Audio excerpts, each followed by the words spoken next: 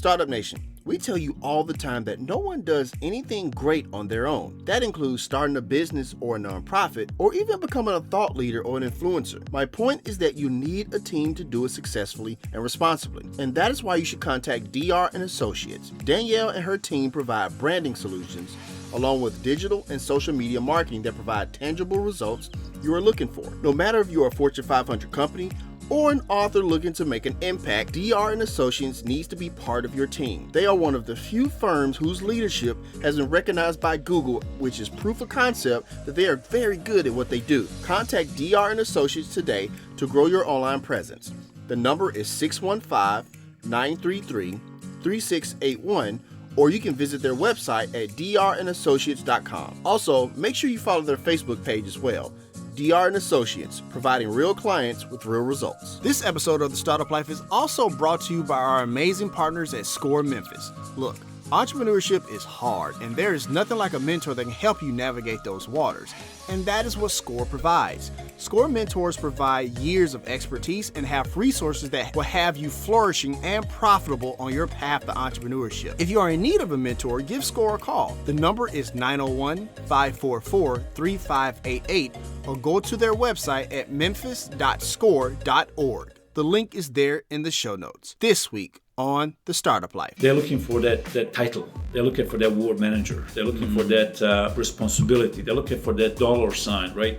And while that may make a difference in the short term, in the long term, if you're compromising too much to have that, you will find yourself not happy, not benefiting from that title, that money, that whatever that is. All right, Startup Nation, so let's take flight with Jasmin NUHIC, professional development expert. The Startup Life begins now. 7, 6, 5, 4, 3, 2, 1. You'll never have the sacred stone.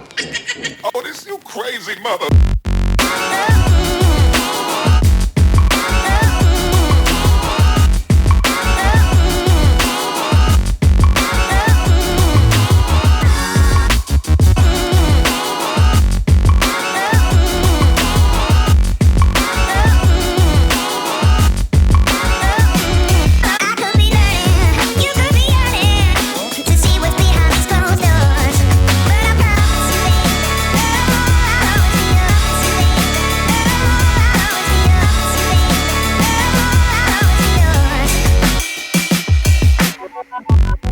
The Startup Life is brought to you by Target.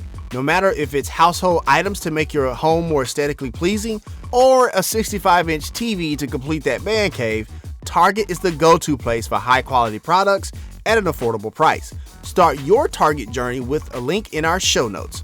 Target. Expect more, pay less. All right, Startup Nation, so I hope you're ready to receive some value today. We got a big-time guest in the building today. We got Jasmin NUHIC in the building today. How's it going, boss? That's going great, man. Glad to be here. Awesome stuff. Are you ready to pour some knowledge into Startup Nation today? Man, I hope so. I'm looking forward to that. Let's do it. All right, as always, Startup Nation, my name is Dominic Lawson. This is the Startup Life Podcast, and it is powered by the Binge Podcast Network. So first thing first, Jasmin, man, tell us about your story and your path to entrepreneurship and how you got to this point. Hey, man. So first, thanks for asking me again. Thanks for having me. And, no worries. Looking forward to sharing some other lessons from me. But long story short, actually, my startup or the business side came as a result of my passion. Okay. So the passion was all about giving back to the community and passing on my knowledge and helping others develop themselves in any direction they choose to. However, it's very important for me that they understand and consider their personal values and the direction they're going, and there's no direct conflict with it in order for them to be ultimately successful. So I started working on that, starting coaching my own direct reports and my employees, and been doing that for about 6-7 years before I decided, you know what, let me just make a book out of it, or let me write a book so people can benefit from it, right? Okay. So ultimately, from the book came out a few talks and few connections, and next thing you know, I am doing this as a so far side gig, still on the ground, trying to still grind it. I hear that. But you probably feel it every day, right? Absolutely. And and there's probably a bunch of people just like I say, yep, probably me too.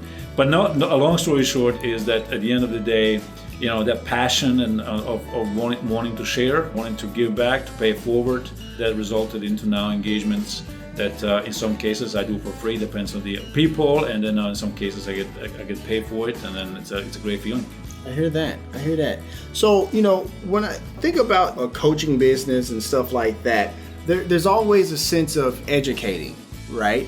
So let me ask you this, man. Like, were your parents educators? Did you grow up around educators? Tell me a little bit about, your background and your parents and stuff like that. Man, I gotta tell you, I very much appreciate this question. First of all, I'm obviously, both of my parents are unfortunately passed. Okay, however, sorry to hear that. Yeah, that's all right. But I would have to say that both of them were very highly educated. Both of them had college degrees and beyond that. And my mother was on the educational side. Okay. She worked for her career and teaching different levels of in education. And my father was an engineer, and he worked in the engineering field, mechanical engineering. So I'm actually true product of the both. That's Absolutely. What I do right now.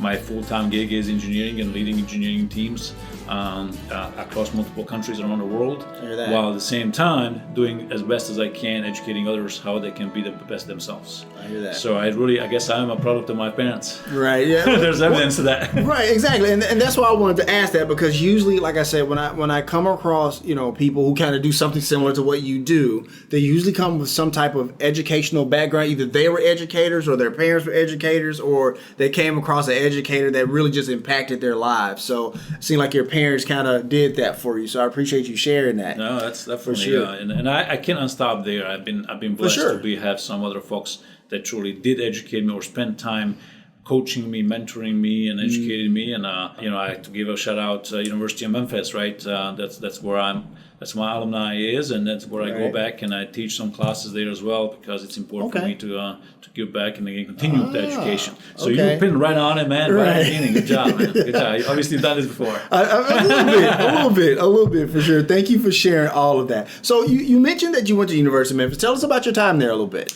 Yeah, so I got my undergrad from the University of Memphis, and then after that went back for my master's and got my MBA from the University of Memphis as well. So being here in Memphis for about 20 years now, I feel like I'm a true Memphian by now, I guess. Oh yeah, we embrace you.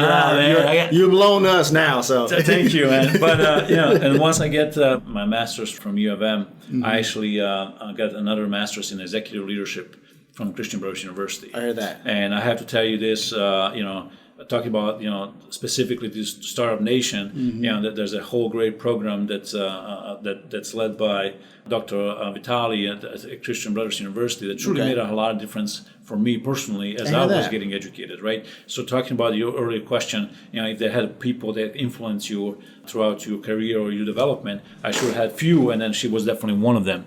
So with that said, I spent probably 10 years between undergrad and 2 master's degrees just to focus on grinding schooling. So yeah.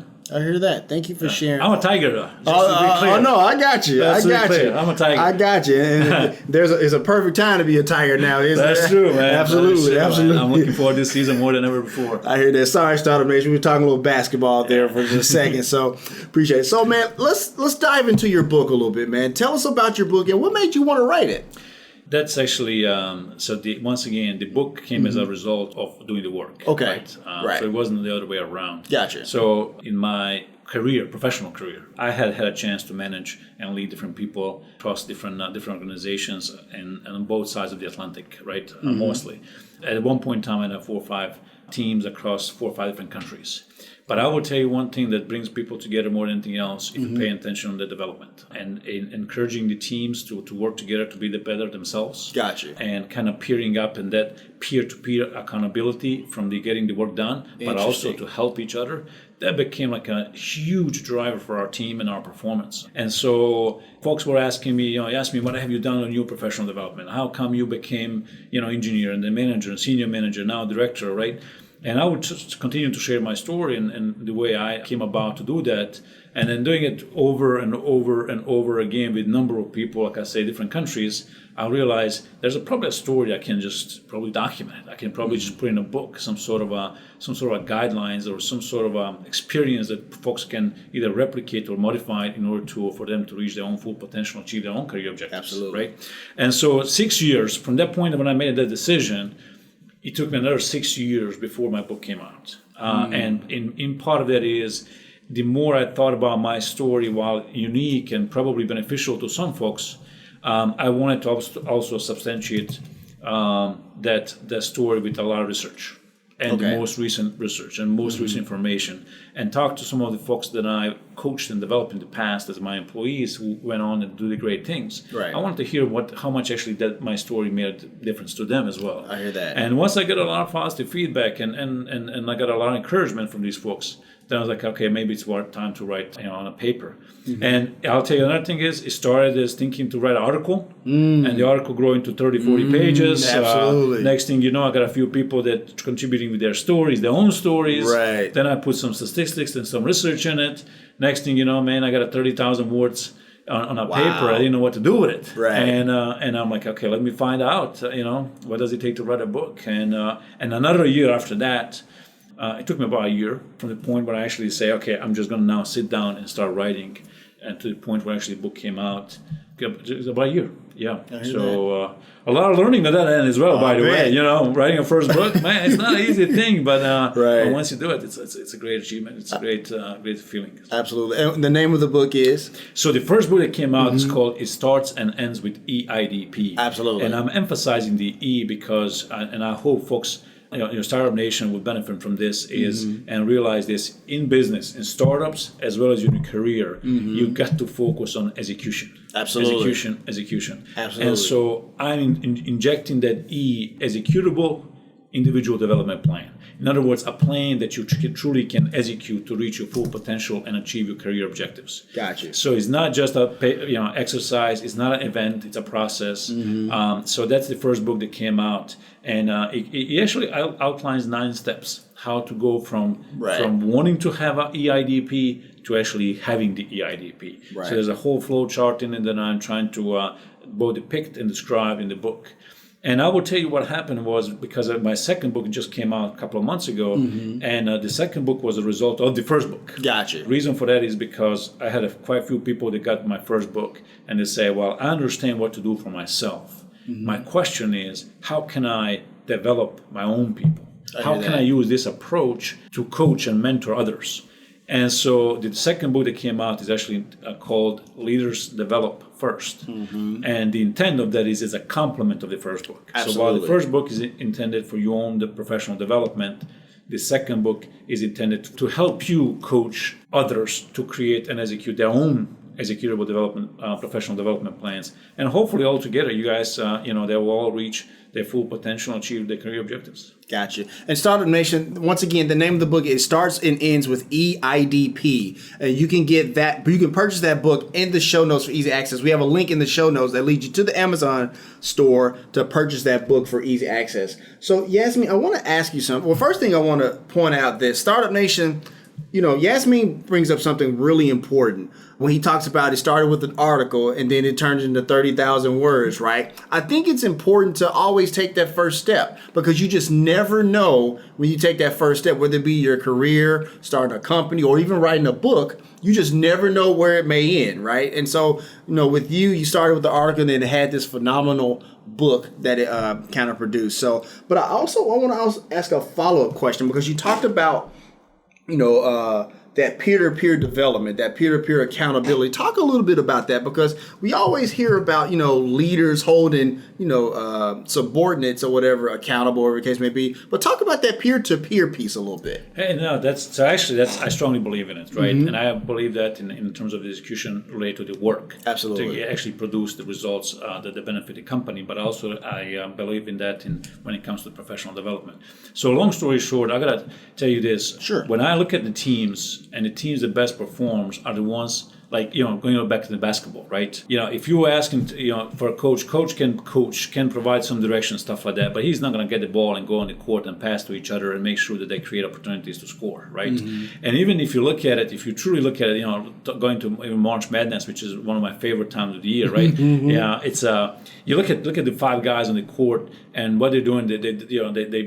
They're fighting. They're putting their heart out, right? Absolutely. But then, if you actually look at the bench, they clench their arms, they clench into each other. Right. They're all together into this. They're all wanting to do the same thing. They're all holding each other. They're cheering for each other, but also telling you can do better. Absolutely. And so that that team camaraderie, that team peer-to-peer accountability when somebody does something great and something that needs to deliver, somebody needs to step up and get up and get the work done. It's what produces results, what produces champions, what helps you achieve your career objectives and reach your full potential. Same is true in professional development. One of my mentors told me a long time ago, Jasmin, if you want to grow, if you want to truly develop yourself, get yourself a kind of body. Account a body, right? So accountability body, somebody who's gonna be your peer, somebody who you're gonna kind of grow together with, who you're gonna poke and say, hey, you should be learning this, or you should be developing to this. This is the future, that kind of stuff, and vice versa. So somebody's gonna come after you and say, hey, dude, you're not doing what you're supposed to be doing. You need to be executing your professional development plan, right? And so having somebody to do that, that's to me, it is a key. Now, while managers and coaches and mentors play a huge role, and they can both hold people accountable and encourage them, right? I do believe it's a secondary to peer-to-peer. I hear that. Thank you for sharing that. I appreciate that. I thought that was a powerful piece that we want to get over to Startup Nation, so I'm glad you shared that for sure. And I want to tell you, just let me just connect this just from startup perspective. You mentioned so two things I want to point out. One, you mentioned either you're starting writing a book or a business or a venture or even a partnership, whatever you may do. If you hear this advice many times, and I'll tell you, it's not a cliche. There is no perfect time to do it. Right. Just go and do it. There it is. And start small, start making a first step, and first step is the hardest. All those things that you hear, they are true. Like first step, setting up, opening up a laptop and starting writing, it is hard. Absolutely. And let me tell you, you will make a mistake, and that's the reason why we have backspace button. Right? We're gonna correct it. I love that. Yeah, we're gonna correct it, we're gonna adjust it. But don't give up, just keep marching on it. And then that is true for the business. And by the way, I have had a chance to influence or start small business in the past. And that is true with the book. And I'll tell you this, if you stay on it, if you determine, if you believe in yourself, you will make it happen. So I definitely encourage people to start executing today. Absolutely. No matter how small that is. It does not matter how small it is. I love that. Remember that, Startup Nation. If you start and you make a mistake, that's why we have the backspace. But I love it. Love it. Thank you, Jasmin. I appreciate you sharing that. So look, man, there's a section in the book that talks about making a conscious decision, right? Like there's a point where, true enough, you have to, plan and research like you talk about. But there comes a moment where, you got to make that decision where it's time to execute. Tell us what that looks like. Share with that a little bit. It's a perfect leeway from the previous question, right? Obviously, man, that is it, right? Anything and everything you do, you got to make that first step. You got to make the conscious decision to do it. You cannot say, I should be doing this. I want to do this. In other words, people will tell you, grow your backbone, not your wishbone, right? So in other words, don't keep just saying, I wish I did this, or I would like to do it. Just say, I am going to do it. I'm going to make a decision today to start my business. For sure. I'm going to start today to work on my professional development plan, and then start. Right. In other words, just make that first step, make it a conscious decision. And when I emphasize the word conscious is because, once again, not just to make a decision, just make it. Sit down and actually reflect in a minute that you are making this decision, making this commitment. Just yesterday, I was listening to some of the TED Talks. Okay. Right? I'm a big fan of it. And then as I was listening to that, they say that research shows that one of the most challenging and most, I don't know what the word will be here, but potentially negative things, I guess, that startups, as well as individuals, as well as large corporations are doing or not doing very good is making decisions, right? As a matter of fact, the research shows it's the 8th most common reason for a lot of folks to lose the opportunity, to capture, to go out of business, is because they did not make a decision. I hear that. Right? Now, you can do the ranking any way you want. The point of that is you got to go do it. You got to be able to develop that skill and make that conscious effort to make a conscious decision. When you want to do something, just go do it. And once again, man, if you're waiting for the right moment or to start off perfect, I don't know anybody that did it. And I don't know what perfect even means. Right. So for that reason, once again, and I'll just link up to the book, right? Sure, and the absolutely. book I talk about making a conscious decision. When I wrote my first book, actually the first edition of my first book, right? I'll tell you this, it was a brain dump. I just wrote everything I do. I spilled my guts. I reach out to folks. They got their stories. I collected all the research. I plugged their own information in. And then I did one revision and another revision and third and fourth and fifth. And then I reached the publisher and they gave me some feedback. I had to do it again.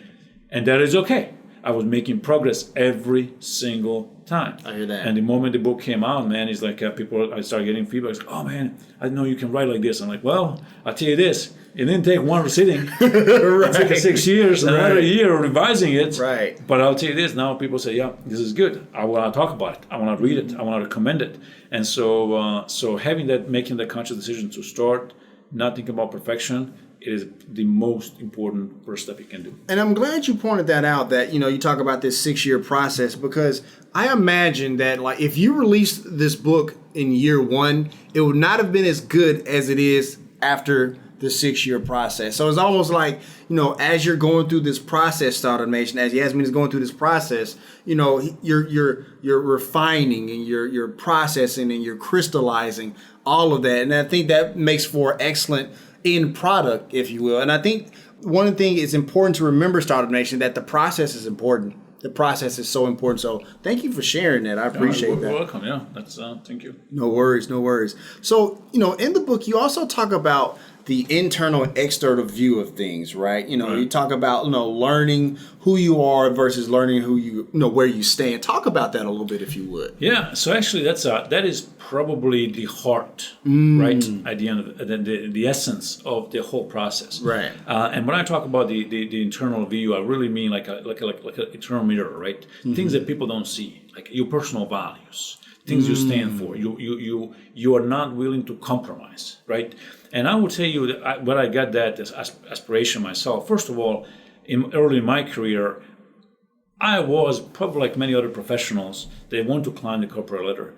They're looking for that title. They're looking for that word manager. They're looking for that responsibility. They're looking for that dollar sign, right? And while that may make a difference in the short term, in the long term, if you're compromising too much to have that, you will find yourself not happy, not benefiting from that title, that money, that whatever that is. And then ultimately what's going to happen is you're going to be miserable both at home or personal life and your professional life.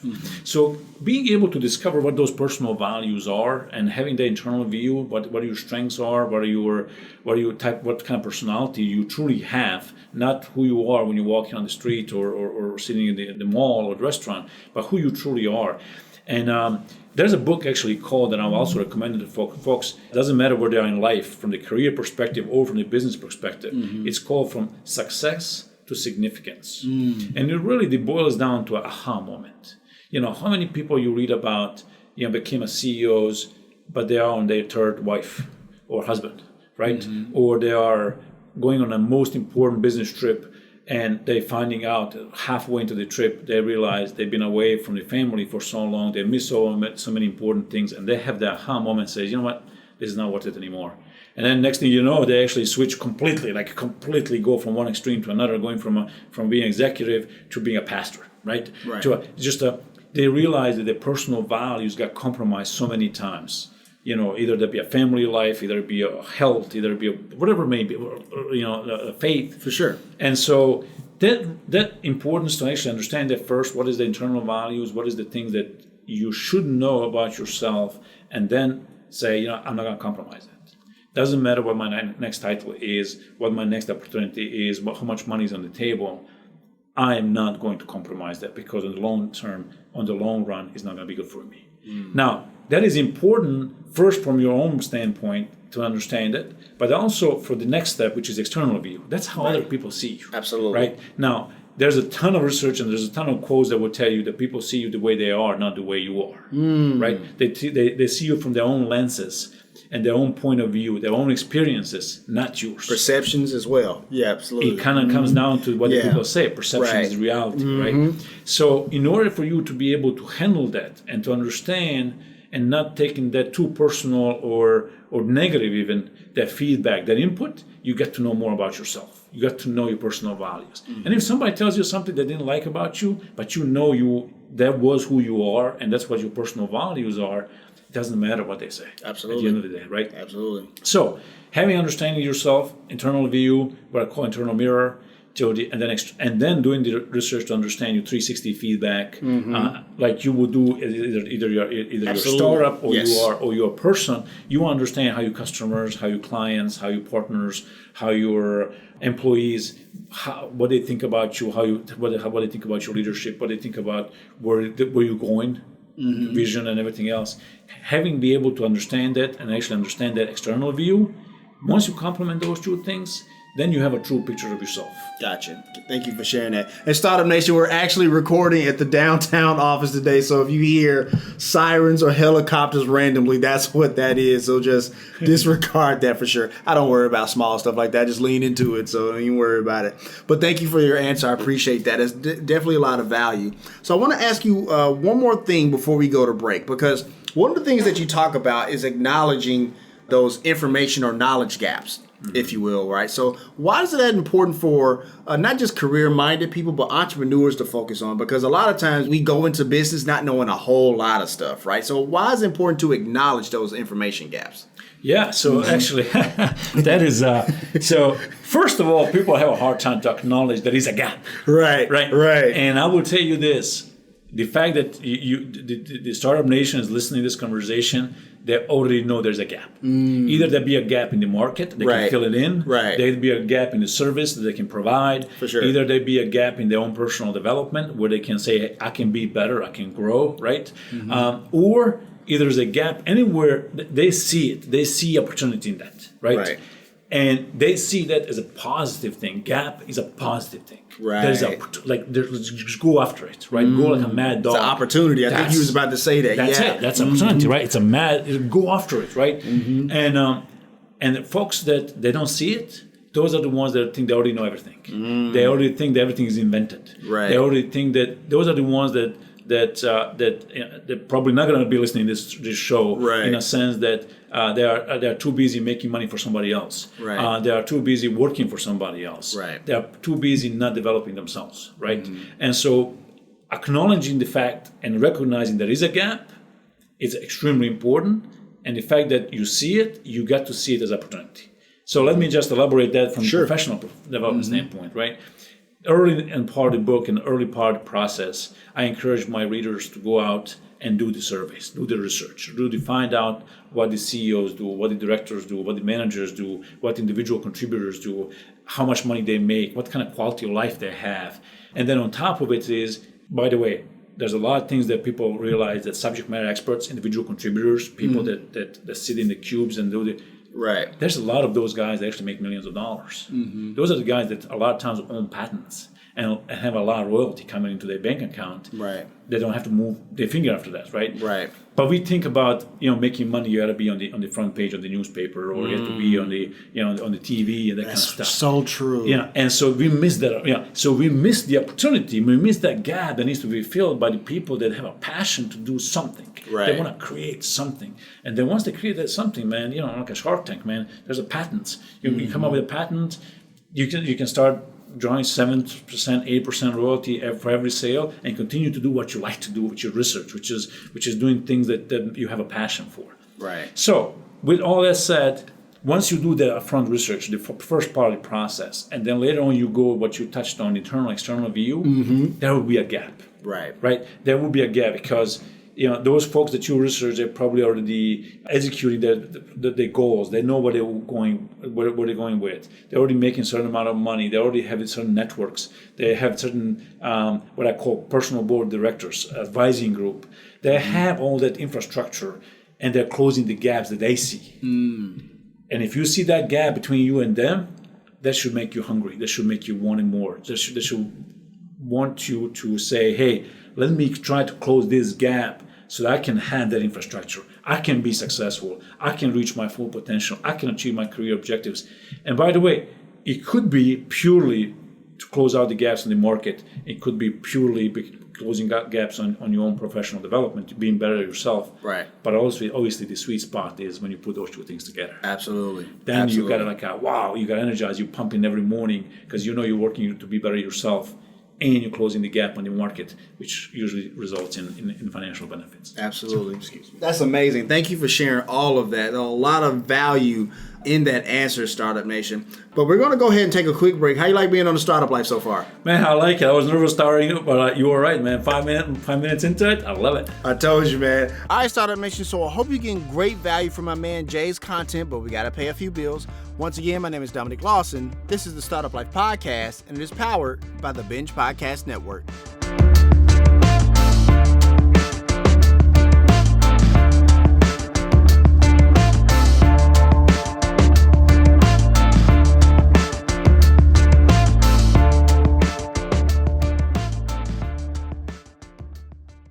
Startup Nation, Kenda and I, along with our daughter Zoe, have this thing called Target Fridays if she's had a good week at school.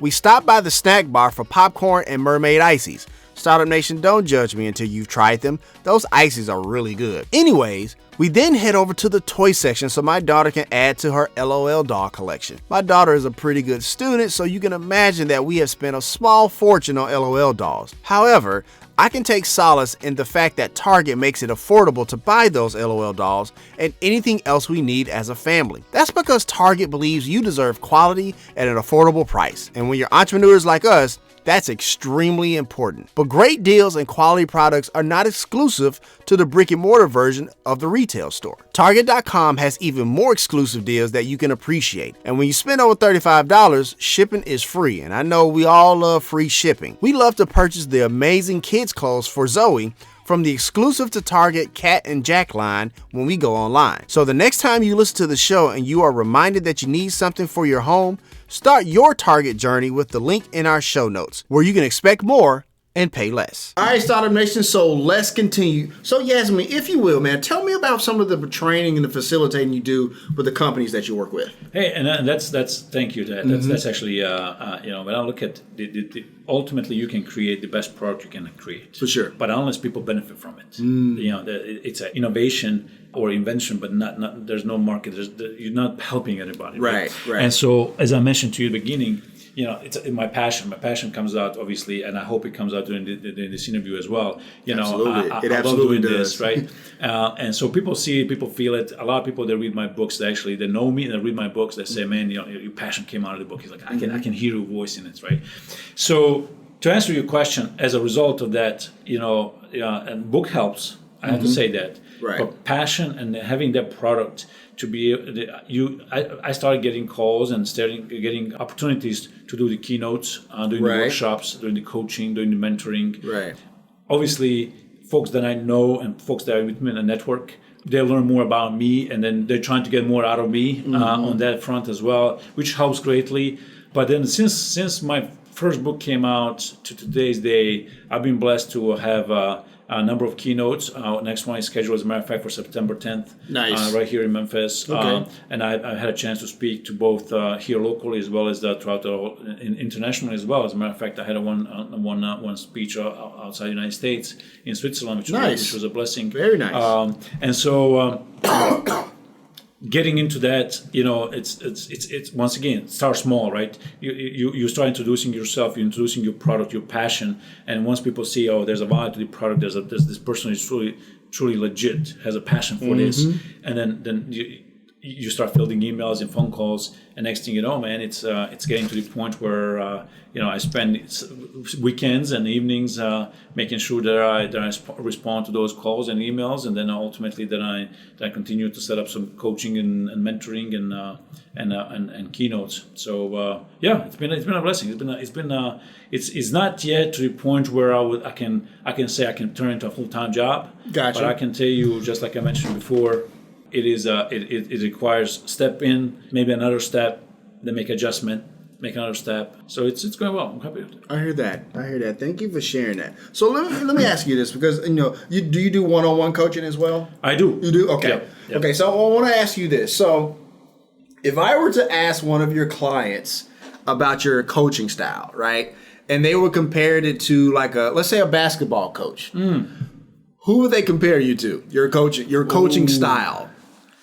That's I don't know. That's actually a great question. Would it be like the tactician like Greg Popovich, or is it like the motivator like Doc Rivers or something like that? Like no, is the disciplinarian like Bobby Knight? So like what's that coaching style you think it would be? So I would tell you this. I'm going to start asking my clients and folks that when I talk to. So it's probably like a Doc Rivers, right? Okay. So I'm because of my passion, I try to instill this to other folks, and then it comes across motivation. I hear that. Now, here's the deal, though. The motivation is like there's a joke that says, motivation is like a shower, or it's like even though it's recommended to do it every day, right? Right. Long story. I'm paraphrasing, right? Mm-hmm. But the point of that is, I can give you motivation. I can talk to you, right? But the responsibility has to fall onto you, right? So I guess I got to have a little bit of a Greg Popovich in a sense of that. I got to do that tactically. I got to feed you that motivation as you're ready to accept it and to act on it and to work on it and just kind of grow one step at a time. Right. But I would tell you, I would like to believe that I'm more passionate than Greg, than Coach Popovich, which I love him, by the way. But I'm probably more of a motivator, more on the side of, hey, pump up, let's go, we got to do this, we got to execute, we got to drive, you got to be in the driver's seat, more like, hey, I go, that kind of stuff. I hear that, and I appreciate that answer. And that goes back to the book where you're trying to lead them tactically to make that conscious decision, to make that, it's time to start, like go, right? So no, I appreciate that for sure. So I know, you spoke about, you giving a keynote, stuff like that. You've been doing keynotes in other places outside of the country and stuff like that. How do you prepare for a keynote? And the reason I ask this is because we have a lot of people in Startup Nation who want to be influencers and stuff like that. But, public speaking is something that not everybody's willing to get up and do. So how do you prepare for a keynote? How do you share with us that process a little bit, if you would. Okay, yeah. So let me just take just one step back. Sure, right? absolutely. Because if I look at the way I try to place my products, if I look at it from the business perspective, as well as share my knowledge, I do that through keynotes, right? And keynotes are not necessarily the easiest to get, right? There's so many of them, and then obviously, everybody wants to try to get the best one they can get. However, there's a kind of like a little sister, little brother to keynotes, right? It's just do public speaking, just to be able to be in front of the audience and give them a talk, right? And I will elaborate a little bit about differences between those two things. And then there's a part that just like I say, I do my best to make sure that I do a coach and I mentor as well some folks that either reach out to me or we know about each other from the past. And then there's the workshops, right? And this is where the rubber meets the road. This is where I get the folks in the room, and then we sit down and we actually build a pretty good substantial amount of work and an amount of information in a single workshop where they can jumpstart their professional development and then creating the executable development plan. Right. So those are the areas that really is like, if I was to say opportunities, if somebody wants to learn more about or wants to develop their professional development plans or want to hear me talk, those are the ways that they can do that. Now, with that said, keynote is usually a little bit harder to prepare for. Usually you have a larger audience. Usually you have, more diverse groups than if you're just doing a talk to a professional organization and or smaller groups, right? Like I say, like a younger brother or sister. So on a keynote, one thing that I do always up front, the moment I get asked if I would be interested to do a keynote, the first and foremost thing is I'm trying to understand why me. Absolutely. Right? In other words, why there's a reason. What is the topic? What is that attracted them to contact me and ask me to do this keynote? Right? Is that because the audience is already hungry? They want this. They want to understand professional development. They want to understand what does it take to create it, or is this part of something that's bigger than them? Like it's part of a series of keynotes, and it's just one-off just so happen to be a fit into this. For sure. Or is it, or is it something that they say that from the leadership perspective, from the conference perspective, from people that are organizing the event, they think audience wants to see it or hear it, right? And I would say that actually makes a huge difference on my part.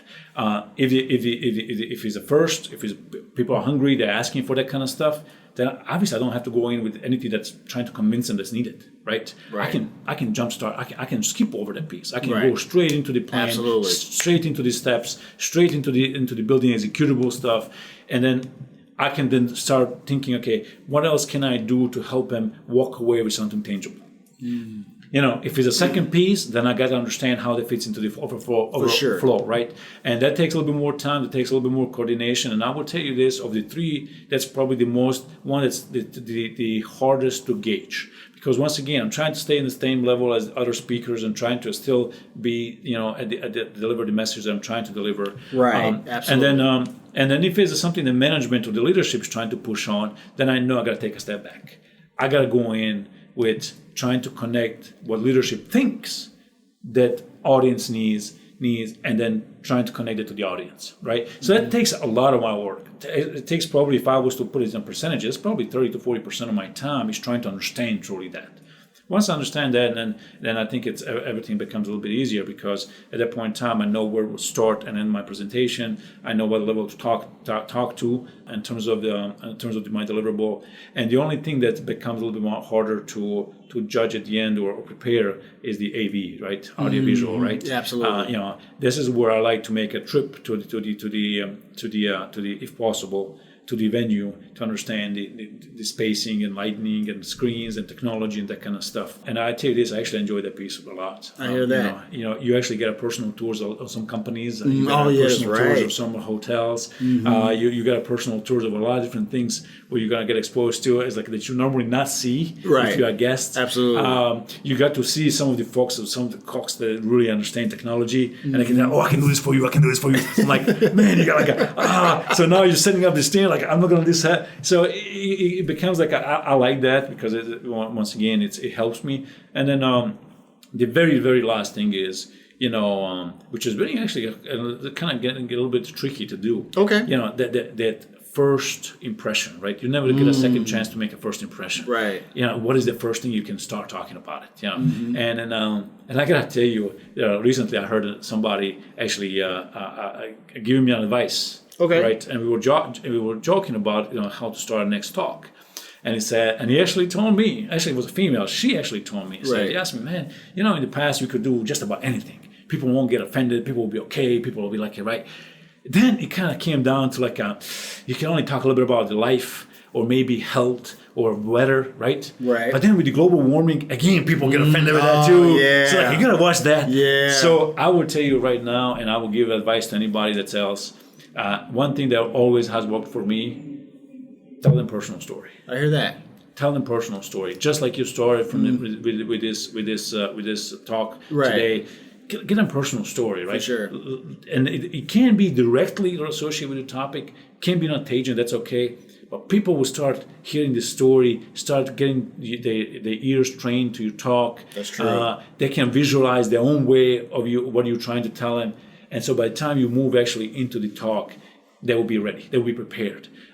Which is, by the way, that's another thing we can talk about whole podcast of ready versus prepared. Absolutely. But it's that will be prepared to hear your message. And I encourage everyone. Different audience may demand different things.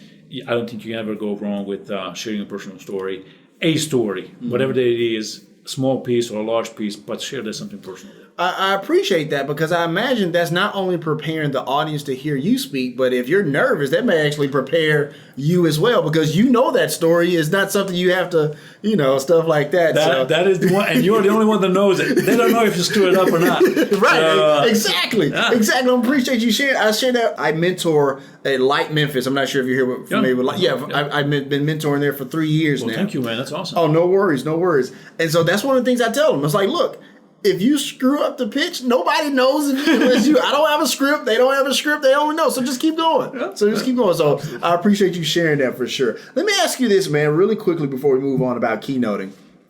If there's like one invitation, that you just like, that lets you know I arrived. I want to know what that be. Is it like if Harvard comes calling and say, we want you to give a talk? If TEDx or TED Talk or whatever says, I want you to give a talk. What's that one speaking engagement, like, you know what? this is it. This is the big leagues right here. So I'm gonna tell you this is a honest to God true answer, right? Okay. It's not any of those. Okay. Right?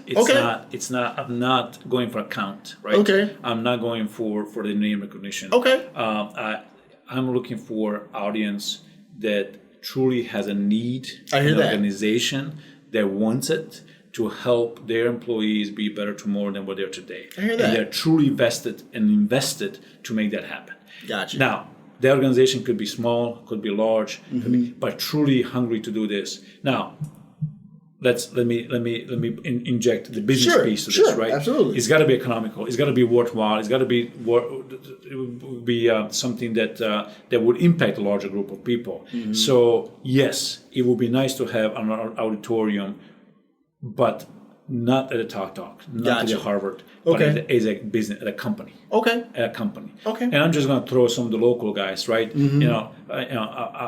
Folks like International Paper, right? FedEx, AutoZone, right? Yeah. Even St. Jude hospitals and some of these centers, right? Where I already know that these people care about their employees, right? Gotcha. Companies like Red Medical and Medtronic and Smith & Nephew and all those, they're investing. They have programs in place, right? And then if they feel like, hey, we need to do more of it. We need to do the more motivational talk. We need to help them create a executable. They tend to go to the emotions. Maybe we need to kind of inject a little bit more energy to that. Filling that need gap, right? That would be the sweet spot for me. I hear that. The just going out to a conference like it's a conference, right?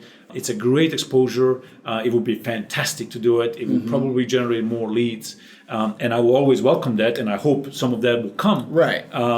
But that would be not the one that I would say I made it. I made it where I go in and I give a talk to the folks that are hungry to be better themselves, and they walk away from my talk going with executing the development plan. I hear that. That I feel like I got it. I hear that, and I can appreciate that answer because if you're doing it from a more organic grassroots level, you feel like you can make more of an impact in that regard. And everything so far has been like that. Everything so far has been very organic, very one step at a time. And then my goal is to help individuals and organizations reach their full potential, achieve their career objectives, not to go out there and then charge $100,000 for a speech. Gotcha. That's not it. Understood. And in that same vein, let me ask you this, because I imagine when you speak at that grassroots organic level, you get a lot of testimonials, and people come up to you and afterwards like, you know what, man, that hit me. Like, that made so much sense. Like, somebody else has been kind of maybe saying something, but the way you present it is just like, it clicks now. What's that feeling like for you? Man, so first of all, that is what I'm doing it, right? So that is like, once you get that, then like I think that's it. It's like, you just want to hug this person, you want to, no, seriously. I mean, I believe that. And then, that is truly it, right? Let me just say this. I have received emails from overseas. I got one from Brazil not long ago, and I've got folks obviously that in person when I talk to that, they will come to me and talk to me about it. Sure. I have folks that will hear my talks or attend some of my sessions, workshops, and go on and then come back maybe a year later and then say, hey, you know what? I wish I listened to, like, I started doing what I'm doing now after I heard your talk. I hear that. And so a lot of those things are coming in, and so I'm very happy about it.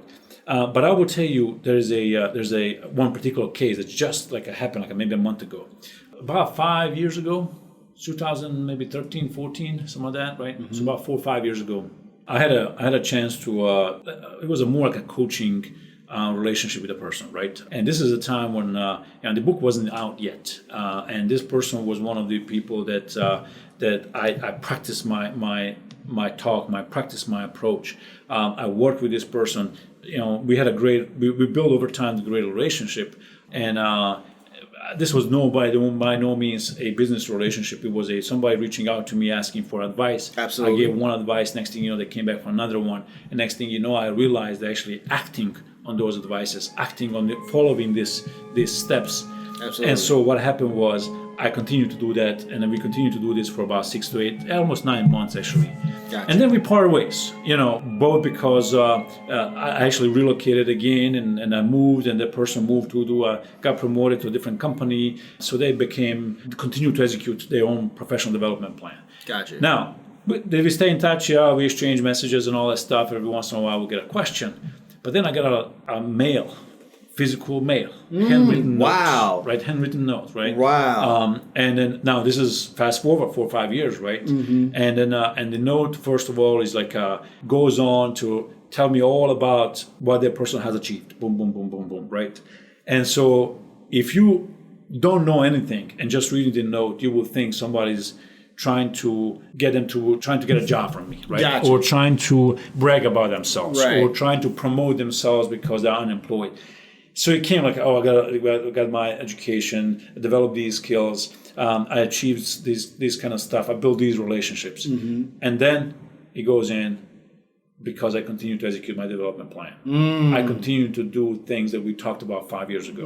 I continue to do things that you made a difference for me then, and now I'm trying to replicate to others. I hear that. And you're like, wow, it's like, wow, that's like, and then this is one of those things you're reading it like, do I show it to people or do I not? Do I keep a secret for myself? Because on one hand you want to show, see, it works. But on the other hand, it's personal.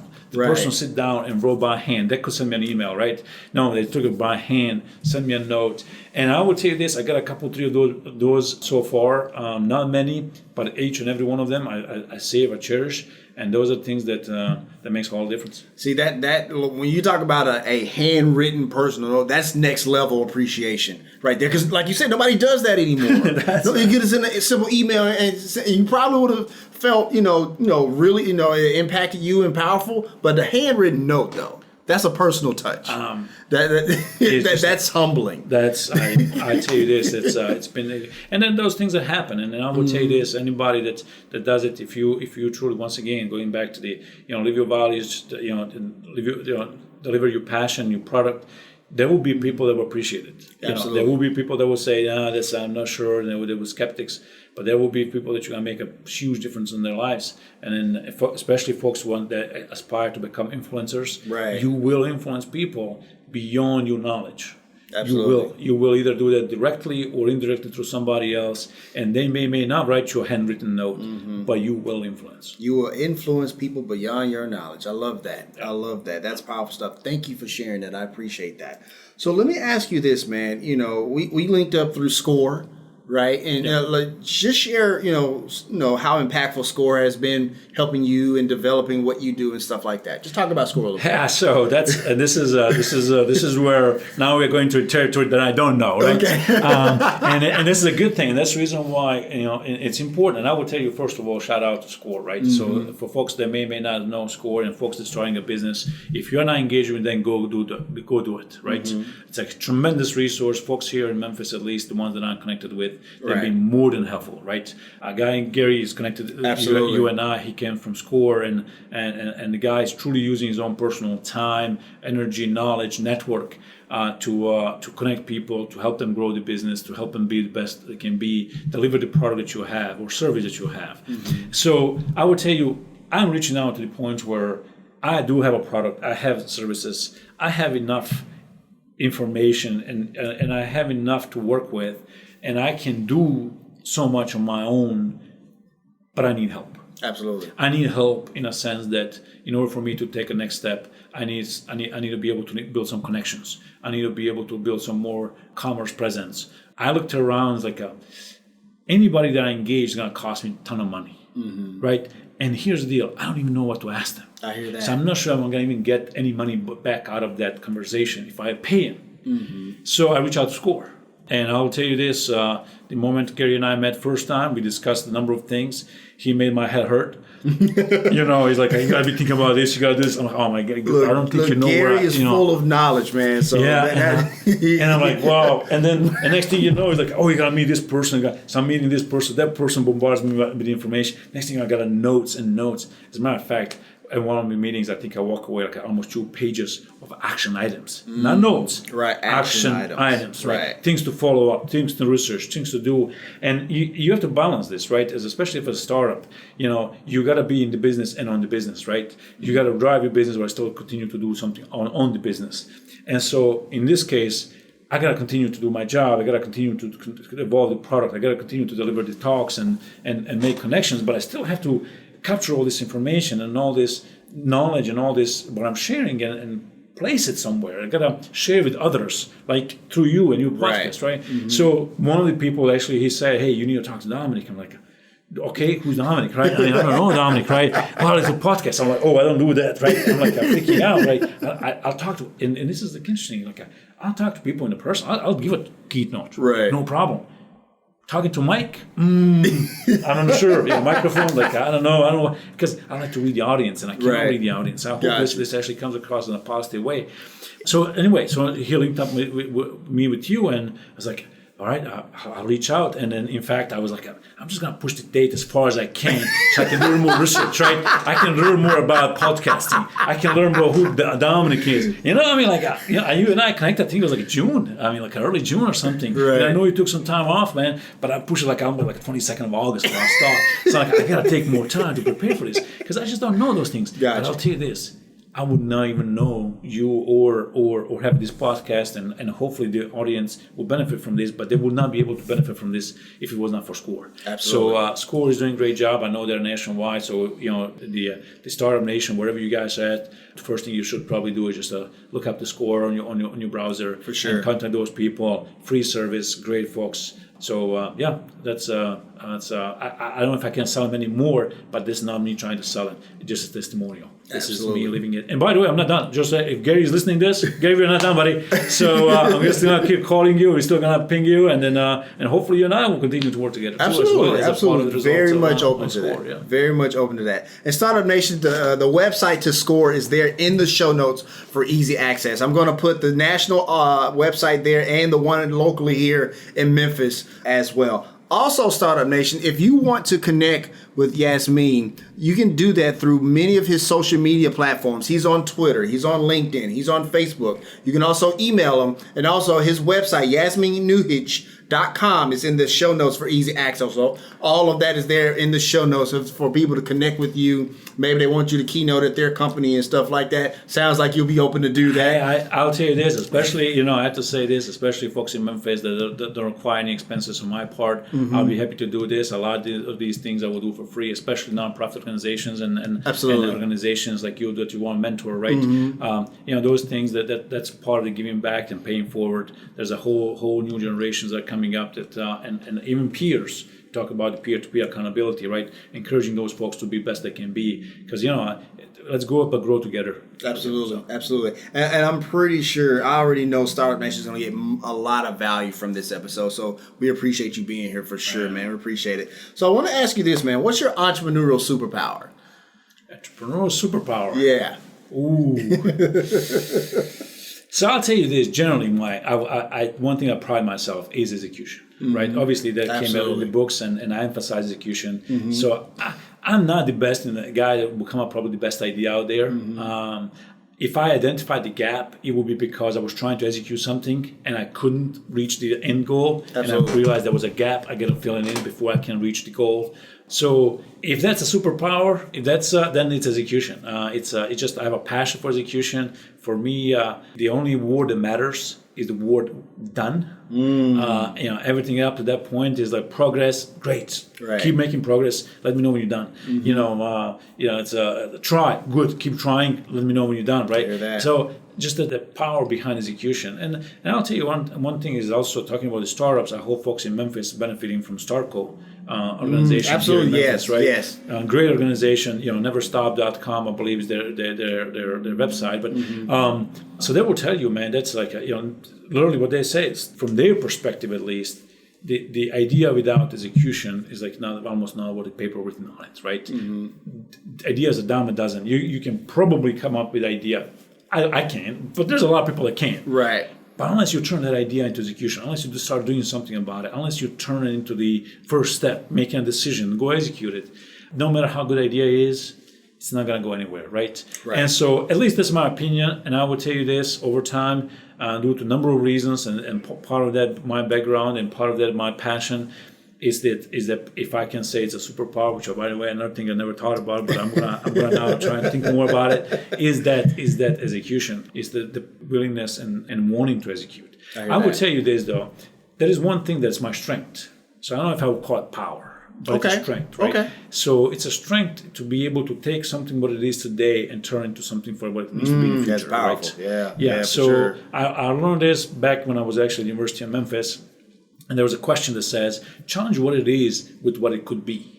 Right. So I heard this phrase and it got stuck with me. And then I continued to do that, continuing to challenge everything. What it is today, what can it be tomorrow, right? And that I see transformation, right? Not transition. I'm not interested in I'm talking about transformation, taking something and turning it into something else, And so for me, that is I believe, my strength. And I have tried to apply that when I coach people. I try to transform them into whatever they can be in the future. Mm-hmm. I try to do that when I have started, and then I'm working on my own ideas and my own startup.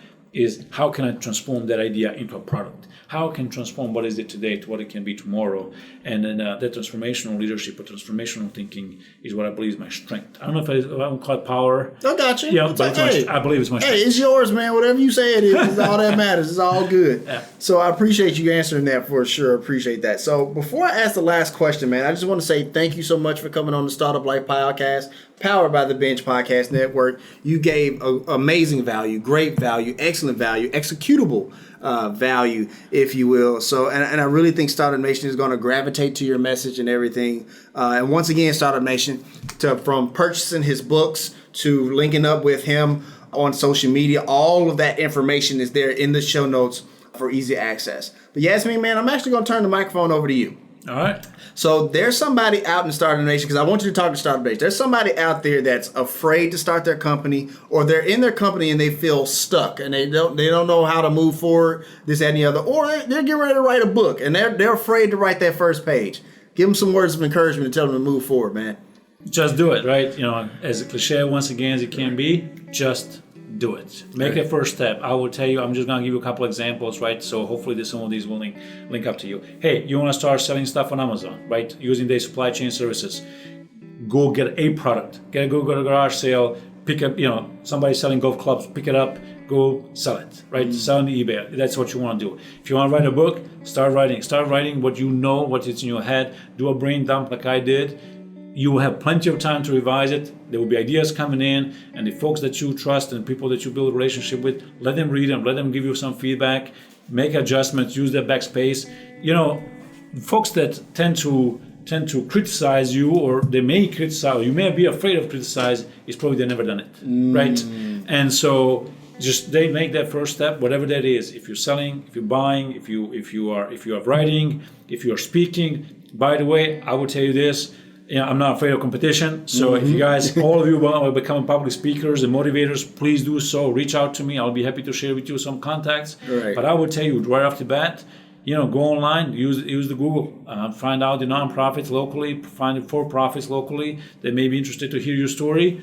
Reach out to them. You'll be surprised how many of those are always looking for somebody to talk to. Right. Be ready to put effort. That's required. That's a must do. Right. Nothing comes easy. Right. Or people say easy comes, easy go, like to put effort to make it worthwhile. But at the end of the day, there's one thing, if anything else, if you're still stuck, if you're still but I'm just one person, I'm still insecure, I'm not sure, right? Find that one person that can be your accountability. Find somebody that you do trust, that you have a relationship with, and tell that person, hey, I'm going to start. I'm going to change. I'm going to transform. If it's your business, you're stuck in business, I'm going to transform my business. I'm going to let you know I'm going to do this. If you want to write a book, tell that person, I'm going to write a book. They may laugh at you first, right? Say, how you write a book?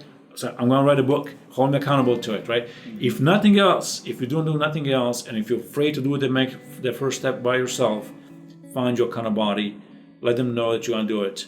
Let them hold you accountable, and then go make it happen. I hear that. So that's going to wrap up this session of the Startup Life, man. Did you enjoy being on the show, Jasmin? I did, man. I got excited about it. I hope once again that the passion comes across, because I'll tell you this, the passion that I have for helping others, including myself, by the way. I don't think I still reach my full potential and achieve my career objectives, so I still got a way to go on my own. But I hope I motivated some other folks to do just that, either that is a startup or their own business, or as a part of an organization or a business they're part of, they want to climb the ladder or just be the best they can be. I hope this helps them. And then thank you for having me, man. I'll tell you this, you made it easy on me. I appreciate it very much so. Once again, you've been a great host, and I'm looking forward doing anything else I can do for you for the Startup Nation. Absolutely. All right, Startup Nation. So here's my final take. Startup Nation, on your path to entrepreneurship, that constant and professional development is going to be vital into your success. And Jasmin really lays this out in his book and in his content. But also, Startup Nation, you need that accountability partner. And Jasmin is a great person to do that. Look, whether you go with Jasmin or somebody else, soliciting Jasmin's services and purchasing his book is great tools to add to your entrepreneurial toolkit. If you want to let us know what you think about our show, have an idea for a show topic, or would like to advertise on our show, send us a message on the Startup Life Podcast Facebook page. And while you are there, like and follow our page as well. It's a great way for us to engage with you, Startup Nation, and really grow our community. The link is there in the show notes. Subscribe to the show, as it can be heard on Apple Podcasts, Google Play, Stitcher Radio, Spotify, or even on your Facebook timeline or any other platform you like to get your podcast. If you are listening on Apple Podcasts and you find our content valuable, please give us a 5-star rating, as it will help us climb the charts and help more people find our show. You can also listen to the show on the Startup Life Podcast new website. There you will find the all-new startup blog, where I write on many topics that are interesting and helpful to you on your path to entrepreneurship. And hey, if you have an idea, be about that life, the startup life.